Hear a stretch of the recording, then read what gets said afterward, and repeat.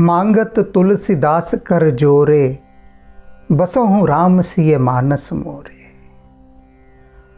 विनय पत्रिका की आज की स्तुति में तुलसीदास जी हमें बता रहे हैं कि किस प्रकार से हम राम का सुमिरन करें। सुमिरन करने की भी एक कला है, एक विधि है। यदि विधि के अनुसार सिमरन किया जाए तो सार्थकता है। हम इतने पुण्य करते हैं लेकिन पापों का नाश नहीं होता, तो पुण्य करने की विधि क्या होनी चाहिए कि जिससे पापों का नाश हो, क्योंकि पुण्य ही पापों को नाश करते हैं और सिमरन ही भक्ति को बढ़ाता है। किंतु दुर्भाग्य से मनुष्य वास्तविक विधि नहीं जानता और उस ना जानने के कारण उसकी यात्रा नहीं हो पाती। तो आज जान लीजिए वह वास्तविक विधि क्या है, वह रीति क्या है जिससे राम रीझ सकते हैं, या अपने भीतर आप वास्तव में भक्ति के सूर्य का उदय कर सकते हैं।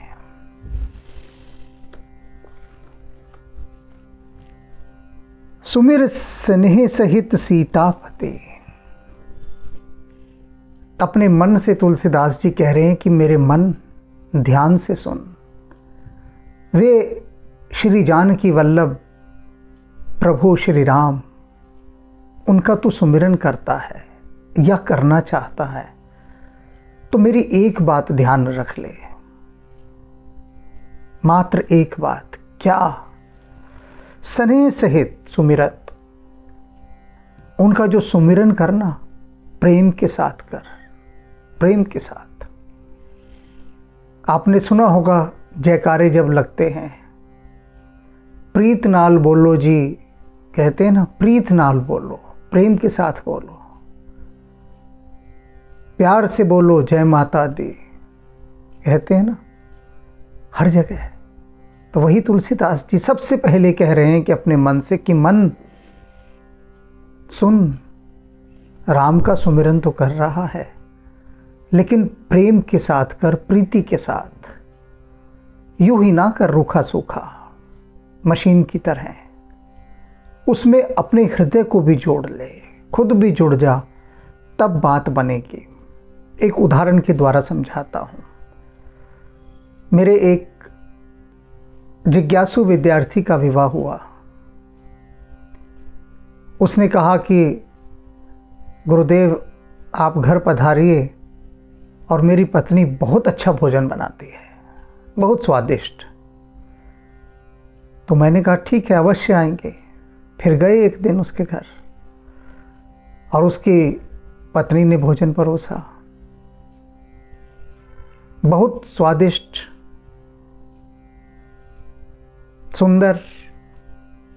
और मैंने उससे कह दिया था कि भाई देख, बड़ा आयोजन मत करना, बस 1 या 2 सब्जी बना लेना, ये नहीं कि 10, 12, 20 सब्जियां बना ले। तो उसने जो प्रमुख सब्जी बनाई थी वो खाई और मैं मुस्कुराया खा के। मैंने कहा बहुत स्वादिष्ट है, बहुत अच्छा भोजन बनाया। और जब मेरे उस विद्यार्थी ने भी एक निवाला लिया तो उसने सीधा अपने सिर पे हाथ मारा और अपनी पत्नी से बोला, अरे ये क्या किया तूने, इसमें तो कोई स्वाद ही नहीं है। तो वह बोली, कैसे स्वाद नहीं है? एक से एक बढ़िया मसाले मैंने डाले, एक से एक बढ़िया मसाले जो हो सकते थे।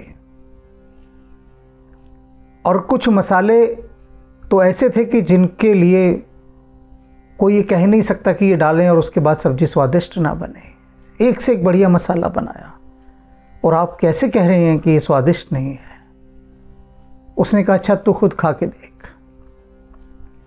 उसने भी एक निवाला खाया और सीधा अपने माथे पर हाथ मारा और बोली, हे राम, ये क्या हो गया, क्या हो गया? आप भी सोच रहे होंगे। और सब्जी उसको आप देख लो, परोसी हुई, इतनी सुंदर सब्जी, इतनी सुंदर, उसकी सुंदरता को देखकर ही लगे कि बहुत स्वादिष्ट होगी। जिस ढंग से उसकी प्रस्तुति की गई थी, प्रेजेंटेशन, सब कुछ शानदार, लेकिन सब्जी कोई खा नहीं सकता। कारण क्या? जो आप कारण सोच रहे हैं, शायद वह कारण ना हो जो मैं बताने जा रहा हूं। एक ही कारण था, सब्जी में नमक डालना वह भूल गई। बस एक से एक बढ़िया घी डाला, मसाले डाले, सब्जी भी सबसे अच्छी क्वालिटी की लाई, वो ताजी सब्जी एकदम, सब कुछ बढ़िया, बस नमक डालना भूल गई। तो नमक की अनुपस्थिति से सब किया धरा सब व्यर्थ चला गया, सब कुछ। तो यहाँ नमक क्या है? प्रेम ही नमक है। यदि आप सिमरन करते हैं, जाप करते हैं, साधना करते हैं, तपस्या करते हैं, सारी विधियां, सारे उपाय कर लेते हैं, लेकिन उसमें प्रेम का नमक नहीं डालते, तो फिर सब व्यर्थ, सब व्यर्थ।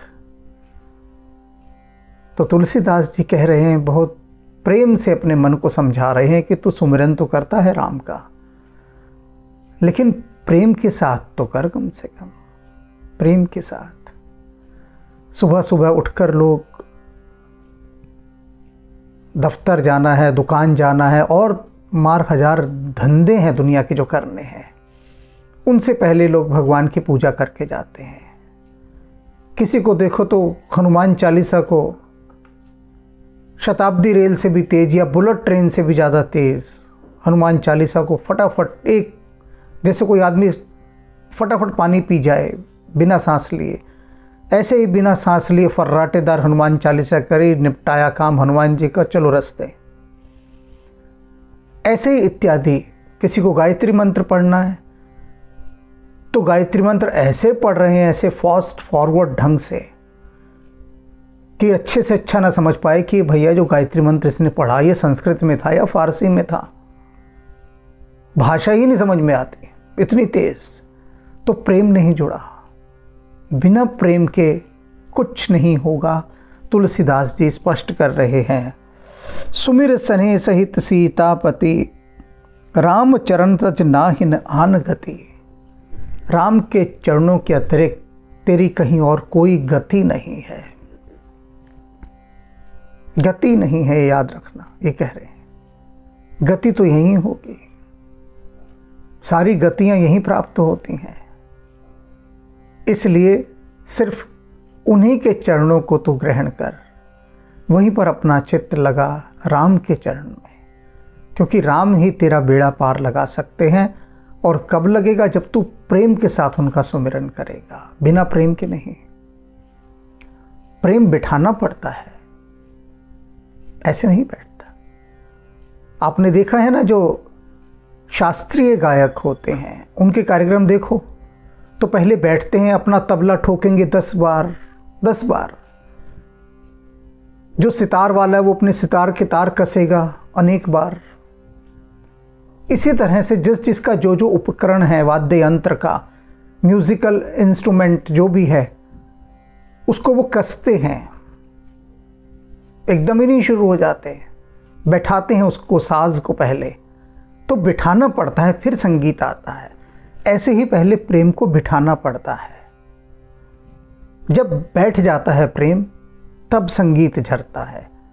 कोई भी आप देख लो, कोई भी शास्त्रीय संगीत का कार्यक्रम, क्लासिकल कंसर्ट जो होते हैं, पूरी टीम आती है, बैठती है, म्यूजिशियंस की, सब अपने अपने जो वाद्य यंत्र होते हैं, इंस्ट्रूमेंट्स, उनको बैठाते हैं, ठीक करते हैं, ठोकते हैं, पीटते हैं और फिर उनको तैयार करते हैं।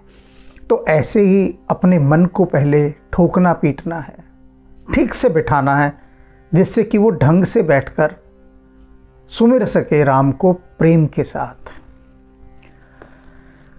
जप तप तीरथ जोग समाधि, कलिमत विकल न कछु निरुपाधि। अब कोई कहेगा जी मैं तो राम का सिमरन नहीं करता, मैं क्या करता हूँ, मैं तो कोई और जाप करता हूँ, मैं तपस्या करता हूँ, मैं तीर्थ यात्रा करता हूँ, मैं योग करता हूँ, मैं समाधि करता हूँ। सब लोग अलग अलग चीज़ें कहेंगे कि हम तो ये सब करते हैं, ये उपाय हम कर ही रहे, लेकिन बात नहीं बन रही। क्यों नहीं बन रही? बार बार पूछते हैं। हम ये सब साधना कर रहे हैं। कोई तो कहता है कि मैं जप कर रहा हूँ, 1 करोड़ गायत्री जप कर लिए मैंने, कोई 10 लाख, कोई कहता है राम नाम का जाप कर रहा हूँ, लिख भी रहा हूँ, 50 लाख बार लिख चुका हूँ मैं अभी तक, पर कुछ हुआ नहीं। क्यों नहीं हुआ? कोई कहता है इतने मैंने योग किए, कोई फल ही नहीं मिला। क्या बात है, क्यों नहीं मिला? कारण बता रहे हैं तुलसीदास, क्यों नहीं मिलता? क्योंकि वो गुजरे हैं इस सारे रास्ते से होकर। यहाँ की सारी परेशानियाँ, समस्याएं, मुश्किलात उनसे 2-4 हुए हैं। तो क्या कहते हैं? कलमत विकल न कछु निरुपाधि। कोई भी उपाय क्यों नहीं काम आता? क्योंकि कलयुग ने मनुष्य की बुद्धि को व्याकुल कर दिया है, व्याकुल कर दिया है। अब व्याकुल मनुष्य को क्या समझ में आए? कुछ भी समझ नहीं आता। तो जितने भी जप, तप, व्रत, तीर्थ, ये सब हम करते हैं, ये व्याकुल बुद्धि से कर रहे हैं, व्याकुल बुद्धि के साथ। और जब व्याकुलता है बुद्धि में, तो फिर व्याकुलता ही प्रधान रहेगी, भक्ति गौण हो जाएगी, भक्ति का कोई प्रभाव नहीं होगा, प्रभाव सारा उस व्याकुलता का होगा। तो इसीलिए कह रहे हैं तुलसी बाबा कि हे मेरे मन, तू प्रेम के साथ श्री जानकी वल्लभ सीताराम जी का सुमिरन कर, प्रेम के साथ। करता हूं सुकृत न पाप सिराही। कहते हैं आगे तुलसीदास जी, इतने पुण्य करता है मनुष्य, लेकिन फिर भी उसके पाप नहीं मरते, फिर भी पाप नहीं मरते, पाप बढ़ते ही जाते हैं। जितना अधिक मनुष्य पुण्य करता है, उतने अधिक उसके पाप बढ़ जाते हैं। बड़ी हैरानी हो रही होगी सुनकर, तभी तो वो ज्ञान दे रहे हैं, ये रहस्य वाली बातें बता रहे हैं जो पता ही नहीं होती। लोग कहते हैं हम इतना दान धर्म पुण्य करते हैं, कहाँ जाता है हमारा वह? कुछ उसका असर ही नहीं होता, प्रभाव ही नहीं पड़ता। तो तुलसीदास जी यहाँ कह रहे हैं कि जितने पुण्य तुम करते हो ना, तुम्हारे वो सारे पुण्य तुम्हारे पापों को और बढ़ा देते हैं, कम नहीं करते। पुण्य तो व्यक्ति इसीलिए कर रहा है कि पापों को काट सके, उन्हें घटा सके, माइनस कर सके, लेकिन नहीं हो रहा। क्यों नहीं हो रहा?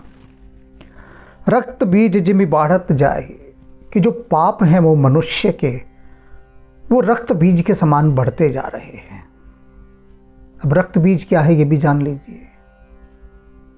एक राक्षस था, रक्त बीज, उसे भगवान से वरदान मिला था, उसने ले लिया था वरदान कि मैं किसी से भी ना मरूं। तो प्रभु ने कहा भाई ऐसा तो होता नहीं है, तो कुछ विकल्प रख, उन पर हम विचार करेंगे। तो सोचता रहा और फिर बोला एक विकल्प है कि मेरे रक्त की अगर एक बूंद भी धरती पर गिरे, खून की एक बूंद, तो उससे अनेक और मेरे जैसे रक्त बीज राक्षस पैदा हो जाएं। तो अब कैसे मरे वो? उसको मारने के लिए जो भी शस्त्र का प्रयोग करेगा, उसको काटेगा तो रक्त गिरेगा भूमि पर, और गिरते ही और राक्षस पैदा हो जाएंगे।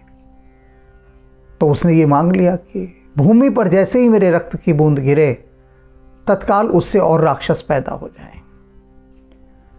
अब काटने के लिए तलवार चाहिए, तो हम किस तलवार का इस्तेमाल करते हैं? पुण्यों की तलवार। और पुण्यों की तलवार से हम पाप को काटते हैं, पर ये पाप तो रक्त बीज राक्षस हैं, गिरते ही और बहुत सारे पैदा हो जाते हैं। अब क्या उपाय, कैसे मारिएगा इनको? देवताओं ने बहुत प्रयास किया कि किसी तरह से रक्त बीज राक्षस को मार दें, लेकिन जैसे वो मारते वो और मुसीबत से 2-4 हो जाते। क्योंकि जहाँ रक्त बीज का रक्त भूमि पर गिरता और मल्टीप्लाई हो जाते राक्षस, उनकी वृद्धि गुणात्मक हो जाती, घनात्मक नहीं। और इस तरह से वो मल्टीप्लाई होते रहे, राक्षस बढ़ते गए। फिर देवताओं ने कहा कि रहने तो उनको मारो ही मत, क्योंकि मारने से तो ये और बढ़ रहे हैं। बड़ी समस्या हुई। फिर उपाय भी निकला उसका, वो उपाय यहाँ काम आएगा। क्या उपाय निकला कि दुर्गा से कहा गया कि इसका नाश करो। तो दुर्गा ने महाकाली का रूप धर के उस रक्त बीज राक्षस को मारना आरंभ किया। लेकिन वही हुआ, जैसे ही रणचंडी उसे काटती, रक्त की बूंदें भूमि पर गिरती और राक्षस पैदा होते। तो उन्होंने कहा कि ठीक है, तेरा उपाय करती हूं मैं। तो उन्होंने खप्पर लिया और जैसे ही रक्त की बूंद नीचे गिरती, रक्त गिरता, उसको खप्पर में लेके पी जाती। अब वरदान तो यह मांगा था कि रक्त की बूंदें जैसे ही भूमि पर गिरें, मेरे जैसा दूसरा राक्षस पैदा हो जाए। अब रक्त तो भूमि पर गिर नहीं रहा, रणचंडी पी जाती है उसे, महाकाली पी जाती है, पचा जाती है पीकर। और ऐसे करते करते और कोई रक्त बीज पैदा नहीं हुआ, और जो मुख्य राक्षस था रक्त बीज, उसको भी महाकाली ने मार दिया। इस तरह से मरा। लेकिन हम पुण्यों के द्वारा जब इस रक्त बीज को मारते हैं, तो पुण्यों के द्वारा जब पाप को मारने का प्रयास करते हैं, तो जो रक्त नीचे गिरता है उससे और पाप पैदा होते हैं। इसे समझाता हूं। एक मंदिर में मैं गया, देखा और देखकर हैरान कि मंदिर के हर पंखे की पंखुड़ी पर पेंट से नाम लिखे हुए हैं, हर पंखुड़ी पर। मैंने पूछा वहाँ के पंडित जी से कि यह क्या है पंडित जी? वे बोले भक्तगण जो दान देते हैं ना, उनकी इच्छा थी कि यहाँ लिखवा दिया जाए। मैंने कहा पंखड़ी पर क्यों? वो कहते हैं जितनी बार पंखा घूमेगा उतना उतना पुण्य उस भक्त को मिलेगा, उस यजमान को मिलेगा जिसने पंखा दान किया है, जितना घूमेगा।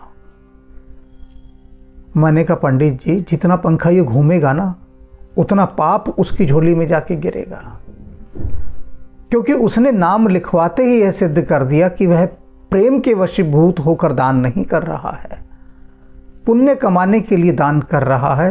तो ये जो पुण्य है, इसके द्वारा जिस अपने पापों को काटने का वह काम कर रहा है, वह रक्त बीज बन गए। काटेगा, गिरेगा। जितनी बार पंखा घूमेगा उतनी बार खाते में विषय वासनाएं जुड़ती जाएंगी। जगह जगह देखा मैंने, यह कमरा फलाना ठिकाना ने इसके लिए उसके लिए बनवाया, यह इसने उसकी याद में बनवाया। जगह जगह पर पूरा नाम पट्टी सब कुछ लिखी होती है। तब समझ नहीं आता कि लोग मंदिर में जब आए हैं तो देव प्रतिमा के आगे ध्यान करने आए हैं, या ये जो दानकर्ताओं की सूची यहाँ लिखी है उस पर ध्यान करने आए हैं? ऐसा क्यों? क्योंकि प्रीति नहीं है, प्रेम नहीं है। दान के लिए कहा गया, दान होना चाहिए ऐसा कि आपका दायां हाथ दे और बाएं को पता ना लगे। तब पुण्य बढ़ते हैं और पाप कटते हैं, क्योंकि तब उस दान में प्रेम का तत्व होता है। कोई वापसी कुछ लेने की इच्छा नहीं होती, कुछ रिटर्न की इच्छा नहीं होती कि इसके बदले हमें ये मिले। तब ये होता है सिर्फ हम अपने प्रेम के वशीभूत होकर यह काम कर रहे हैं। तो इसीलिए तुलसीदास जी कह रहे हैं कि इतने पुण्य तुम करते हो, लेकिन तुम्हारे पुण्य तुम्हारे पापों को नहीं काट सकते, क्योंकि वे पाप रक्त बीज राक्षस हो गए हैं। हरत एक अग असुर जालिका, तुलसीदास प्रभु कृपा कालिका। तुलसीदास जी कहते हैं कि प्रभु राम की कृपा रूपी कालिका, अर्थात उनकी कृपा रूपी महाकाली जब प्रकट होती है तब वह इन पापों को और इन राक्षसों को, झुंड के झुंड को खा जाती है, झुंड के झुंड को। कौन सी रणचंडी, कौन सी महाकाली? राम की कृपा रूपी कालिका, वह महाकाली जिसे राम की कृपा कहा जाता है। राम की कृपा होते ही ये जितने पाप हैं, ये जितने दोष हैं, ये जितने अवगुण हैं और झुंडों में हैं, ऐसे नहीं है। इनका जाल है पूरा का पूरा फैला, जालिका, और इन जालिका को काटती है कालिका, यानी काली। और राम की कृपा कब होगी? जब मेरे मन तू प्रेम के साथ राम का सुमिरन करेगा। तो अब जब भी सुमिरन करने बैठें, प्रेम के साथ बैठें। ये जो कथाएं हैं, कथाएं क्या करती हैं? कथाएं प्रेम पैदा करती हैं। केवल जाप से प्रेम पैदा नहीं होता, कथाओं से होता है। अभी जैसे आप ये सुन रहे हैं और सुनते सुनते इस कथा के माध्यम से ये सुमिरन ही हो रहा है। सिमरन कोई अलग चीज़ नहीं है। आप जो अभी बैठे इतनी देर से ये सुन रहे हैं, जो हनुमान जी मुझसे बुलवा रहे हैं, यही तो सिमरन है, यही तो जाप है, यही तो योग है, यही तो समाधि है। और है क्या, कुछ अलग चीज़ थोड़ी ना है। इस समय आप जुड़ गए हैं राम से, सुनते सुनते सुनते सुनते। अब वह जो जुड़ना हो गया वही प्रेम है। बहुत सारी चीज़ें समझ में ना आने के कारण ना गलत दिशा में ले जाते हैं, हम उनके अर्थ का अनर्थ कर लेते हैं। सुमिरन का आदमी समझता है कि बैठ जाओ और राम राम राम राम राम राम ये करते रहो बस। ये सिमरन नहीं है। एक प्रकार है सिमरन का, एक प्रकार। कौन सा प्रकार? कि जब आप बहुत गहरे एकांत में होते हैं, यात्रा में हैं, कहीं पर हैं, किसी की प्रतीक्षा कर रहे हैं, तब आप इस सिमरन को कर रहे हैं। अन्यथा अब जो आप सुन रहे हैं, जैसे जो व्याख्यान मैं बोल रहा हूं या अन्य जो भी लोग बोलते हैं व्याख्यान, वह सब सिमरन के अंतर्गत आता है। तो इसलिए नियम से ईश्वरीय कथाएं सुननी चाहिए, भजन सुनने चाहिए, कीर्तन सुनने चाहिए, उनके साथ एक हो जाना चाहिए। तब आपके प्रेम का जो साज है ना, वो बैठेगा। ये उसके बिठाने का तरीका है। गाएंगे तो आप ही, बजाएंगे तो आप ही, उससे ही सरेगा, उसके बिना बात नहीं बनेगी। लेकिन ये तो संगत को बिठाने का तरीका बता रहा हूँ मैं, कि आपके साजों की जो संगत है वो कैसे बैठे, उनकी हार्मनी कैसे बने, harmony of your musical instruments. अभी ये सिर्फ इतना ही बताया जा रहा है, और इतना भी आप अपना लेंगे, बस बात बन गई। और क्या चाहिए?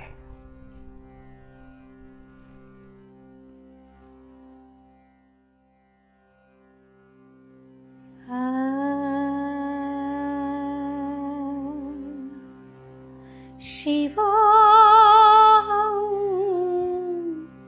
शिवो शिवा स्वरूपम् शिवो शिवो शिवा स्वरूपम् नित्योऽहं शुद्धोऽहं बुद्धोऽहं मुक्तोऽहं नित्योऽहं शुद्धोऽहं बुद्धोऽहं मुक्तोऽहं शिवोऽहं शिवोऽहं शिवा स्वरूपम् ॐ नमः शिवाय